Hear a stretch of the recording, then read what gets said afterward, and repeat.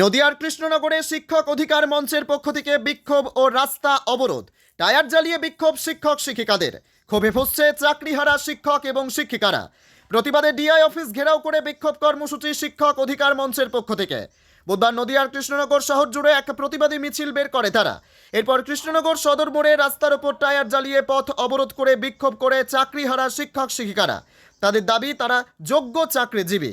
গত 3 তারিখের পরে তাদের চাকরি চলে গেছে। আজকে সরকারের অপদার্থতার কারণে, প্রতিষ্ঠানের দুর্নীতির কারণে এবং আধিকারিকদের অপদার্থতার কারণে তাদের চাকরি চলে গেল। প্রতিষ্ঠানের দুর্নীতির দায় তাদের উপর চাপিয়ে দেওয়া হচ্ছে বলে অভিযোগ শিক্ষক শিক্ষিকাদের। এই দায় তারা কোনোভাবেই স্বীকার করতে চায় না। এই দায় প্রাতিষ্ঠানিক এবং প্রতিষ্ঠানের আধিকারিকদের। মুখ্যমন্ত্রীকে এর সঠিক বিচার করতে হবে।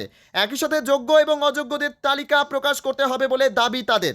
আর এরই প্রতিবাদে রাস্তায় টায়ার জ্বালিয়ে বিক্ষোভ, কুশপুতলিকা দাহ কর্মসূচি চাকুরিহারা শিক্ষক শিক্ষিকাদের। আপনার নাম?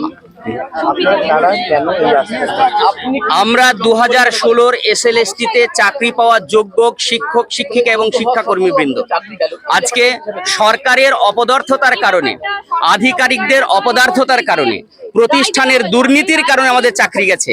তাই প্রতিষ্ঠানের দুর্নীতির দায় যেহেতু আমাদের উপর চাপিয়ে দেওয়া হচ্ছে, আমরা এই দায় স্বীকার করতে পারি না। এই দায় একমাত্র প্রতিষ্ঠানের এবং সেই প্রতিষ্ঠানের আধিকারিকদের। সেখানে মুখ্যমন্ত্রী তার দায় এড়াতে পারেন না। তিনি আমাদের পরীক্ষা যেভাবে নিয়েছিলেন, সমস্ত পদ্ধতি অবলম্বন করে আমরা যোগ্যতার নিরিখে বারংবার পাশ করে আজ পর্যন্ত আমরা চাকরিতে বহাল ছিলাম। কিন্তু 3 তারিখের পর আমাদের চাকরিটা গেছে, দেওয়ালে পিঠ থেকে গেছে। আমরা বাধ্য হয়ে আজকে রাস্তায় নেমেছি সরকারকে বার্তা দিতে, যদি আমাদের পুনর্বহালের জন্য যথোপযুক্ত ব্যবস্থা না নেওয়া হয়, তাহলে আমরা সহিংস আন্দোলনের মাধ্যমে হলেও, আমরা রক্ত দিয়ে হলেও, জীবন দিয়ে হলেও আমাদের অধিকার ছিনিয়ে আনার চেষ্টা করব। আজকে আমরা ডিআই অফিসে অভিযান করছি। ডিআই অফিসে তালা লাগাবো, সরকারকে বার্তা দেব, কোনো রকম পদক্ষেপ আমাদের বিরুদ্ধে নেওয়া যাবে না। প্রতিষ্ঠানকে এবং তার সেই আধিকারিকদেরকে সেই দায় নিতে হবে। আমরা সাধারণ যোগ্য শিক্ষক শিক্ষিকা সেই দায় নেব না এবং সেই দায় আমাদের উপর চাপিয়ে দেওয়া হলো কেন? আমরা তীব্র প্রতিবাদ। আমরা তো যোগ্যতার নিরিখে চাকরি করছিলাম। সুপ্রিম কোর্টের রায়তে আমাদের চাকরি চলে গেছে।